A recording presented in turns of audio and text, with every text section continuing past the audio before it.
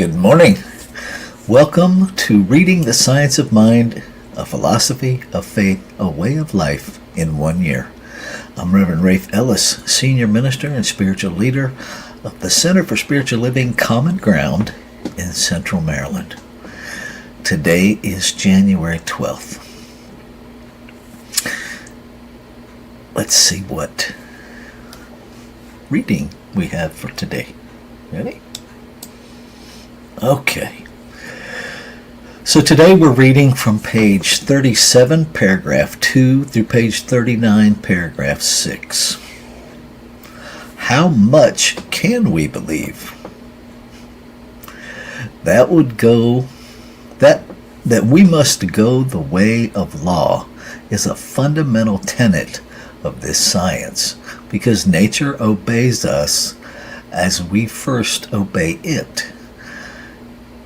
And our obedience to it is our acceptance of it. How much can we believe? As much as we can believe will be done unto us.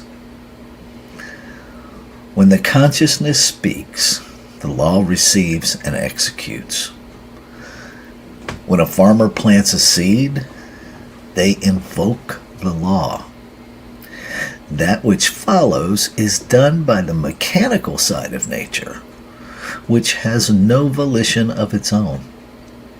Volition is the cause, and evolution is the effect.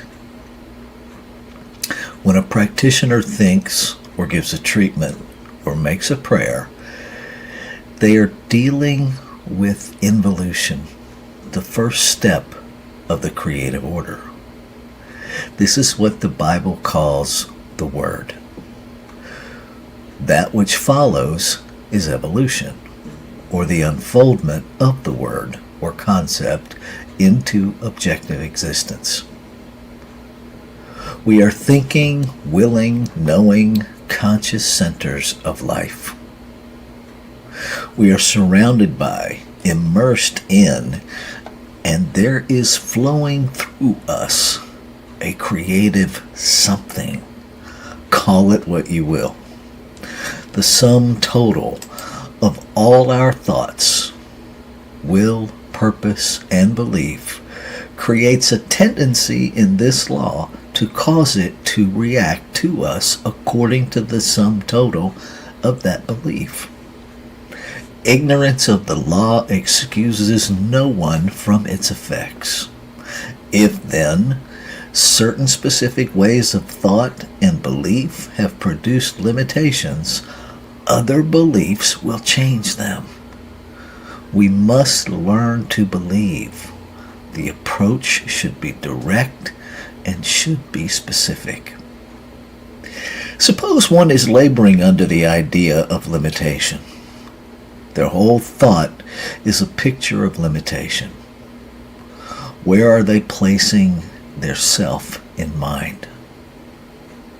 Are they not in substance saying, I cannot have and enjoy good things?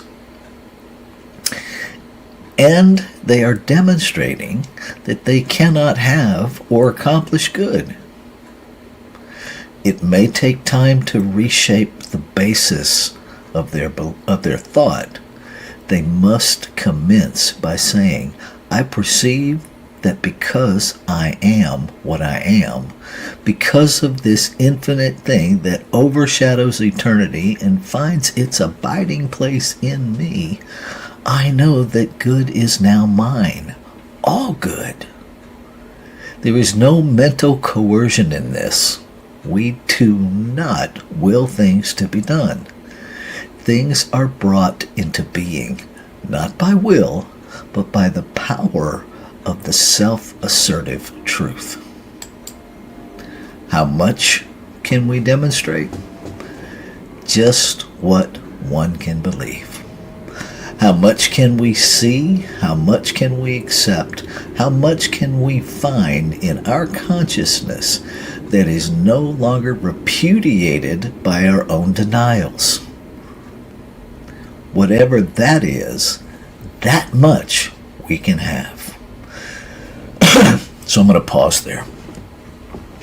Because sometimes with metaphysics, we tend to, albeit unintentional or intentional, I really don't know, we tend to turn this manifestation idea into treating creation like a vending machine. Right? That we want something and we pop that want into consciousness and pull out a prize. That is not how it works. Because wanting is very different than believing. We cannot have everything we want, but we will have everything we believe. If back of I want it is a belief that maybe I can't have it, then I won't have it. Because law is operating on the belief, not the wishful thinking. And so we have to do the work to change the belief. Okay? Let's continue. Good only, not good and evil. The gardener goes forth in faith to sow their seeds. They have learned that as they sow, so shall they reap. That the law works for all alike. We must accustom ourselves to the concept of the impersonalness of the law, the availability of the law, and the mechanical accuracy of the law. If we can conceive only a little good, that is as much as we can experience. We must instill in the mind the fundamental proposition that good is without bounds. Only good and loving kindness shall follow me all the days of my life. Psalm 23.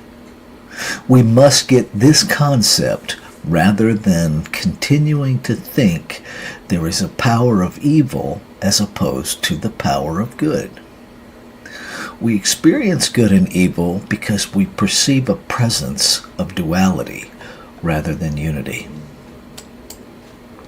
Then, knowing that the thing can work for us only through us, let us begin to accept today more good than we experienced yesterday, and to know that we shall reap a harvest of fulfilled desires. The time must come when we shall have left the apparent evil behind, when it shall be rolled up like a scroll and numbered with the things that were once thought to be.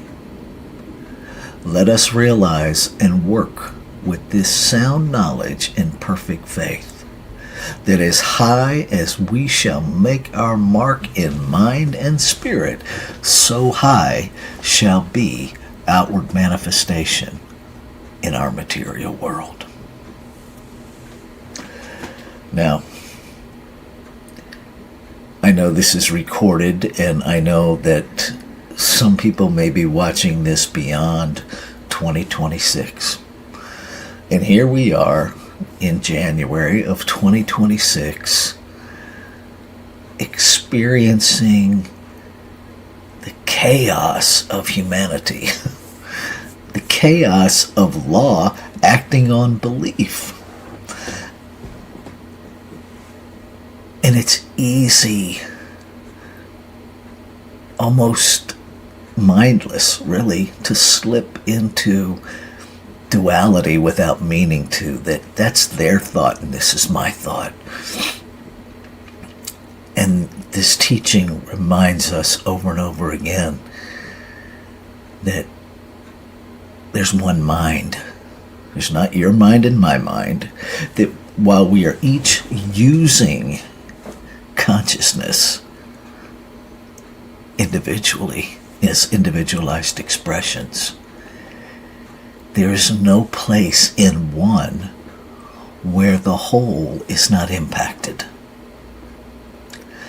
And so, while we are going to experience the impact of other emanations of creation's thought of their movement of consciousness, because law acts the same for everybody. Doesn't matter what we think into it, it just does it. So there's going to be some chaos until everybody is in alignment, right?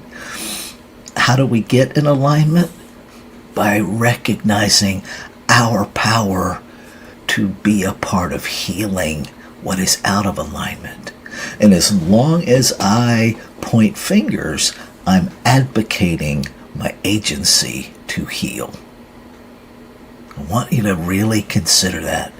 That as long as we point fingers, we throw away our power to be a part of the solution. And that when we understand that that thought, that errant thought coming into our awareness is the activity of law mirroring back to us what is operating in mind and what is available to be healed, to be rolled up, to be numbered as what was, but only by us believing, claiming, standing firm, being unmoved in the truth of what is that perfect pattern, that peace that is the essence of all being. And it's more than just saying the words, it's believing it. How much of it can we have? As much of it as we believe. Not as much of it as we articulate, not as much of it as we pontificate about. As much of it as we believe. And so the work is changing our beliefs. And that begins by changing what we tell ourselves. So we're going to go into our time of meditation and contemplation. And I invite you, I encourage you to be present with the next 5 minutes with whatever law offers you to consider, whatever is mirrored back to you in thought, to consider that owning that as your opportunity to participate in solution might just be what it's all about.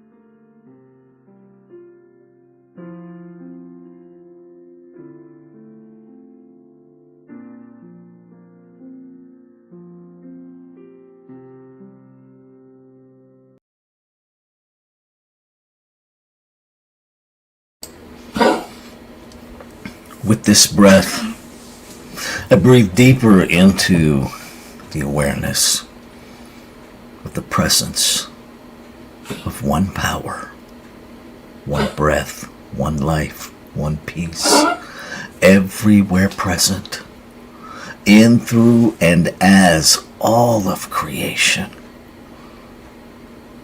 As this chair I'm sitting in, as Taz coughing in the background,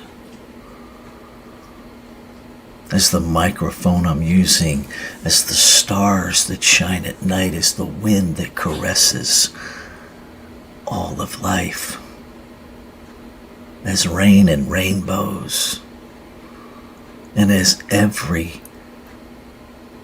expression of life as human. Beyond behavior, the essence, one power everywhere present. Nameless, it cannot be limited by a concept, which is all a name ever is. It is limitless, it is changeless, because it already is infinite possibility. There's nothing for it to change into, but rather everything for it to express. One breath, breathing all of life, breathing itself as life. One. And so being alive, being in form, breathing, thinking, I must be an animation of it, an expression of it. The very physical nature of my being is demonstrative that I am a divine idea, a desire in the heart of creation to know and experience itself as my life. As the process and manifestations of the desires of itself that come into awareness in my beingness. I am a portal of divine expansion through expression, through experience. And what is true of me is true of every expression of creation. Every person, place, and thing is this one expressing, real at its level of expression, one ultimate reality expressing in multiplicity in what we know as layers and levels of expression, and yet all equal being made of the same substance. Equal in that no expression is greater than the other. Creation knows of no size, knows of no shape. It simply knows of desire to be, and the activity of itself that I call law makes it so. And so as I lean more deeply into this awareness, carrying it deep within my awareness as belief, I recognize, I claim, and I affirm the healing power that exists as my nature to speak truth, to move consciousness into alignment with itself, to heal errant thought by speaking truth.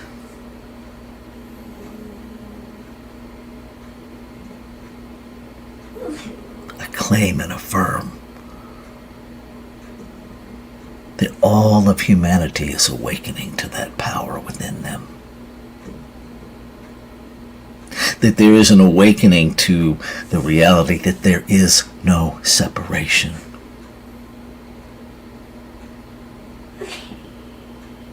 That there is no us and them. That there is only one. Awakening to a day-to-day, moment-to-moment experience that every interaction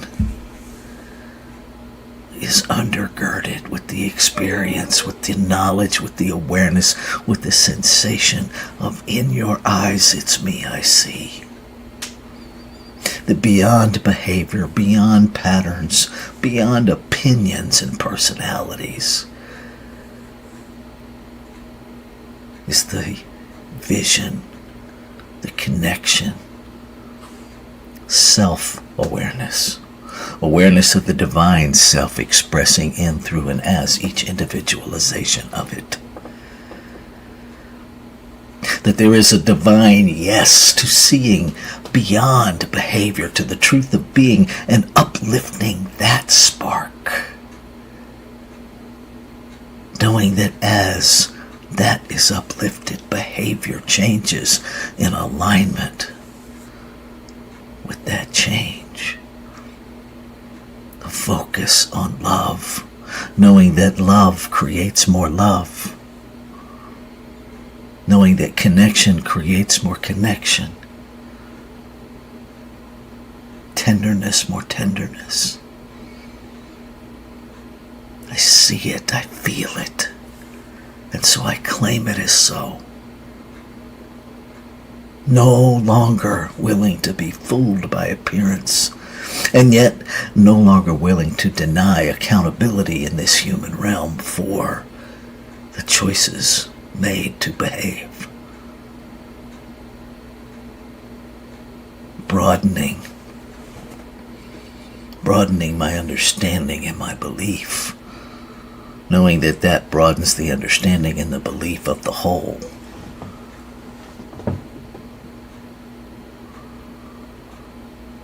And I surrender it all to law,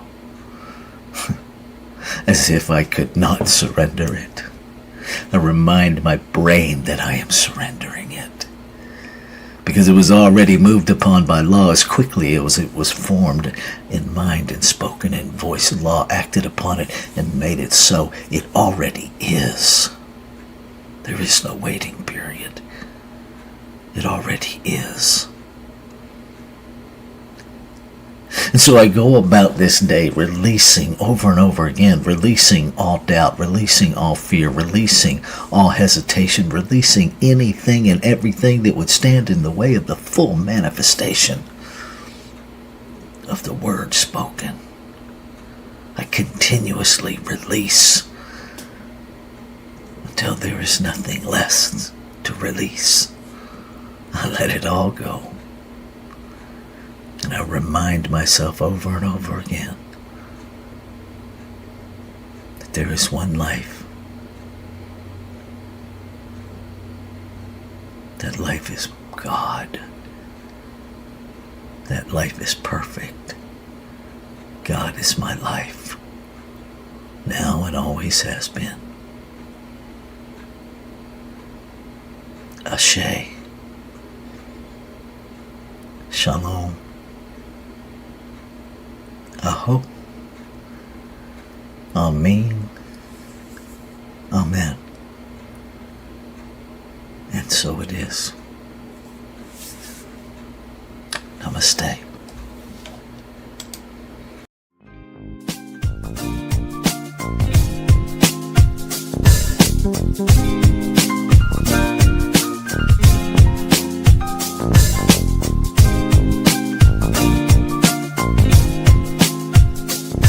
Thank you.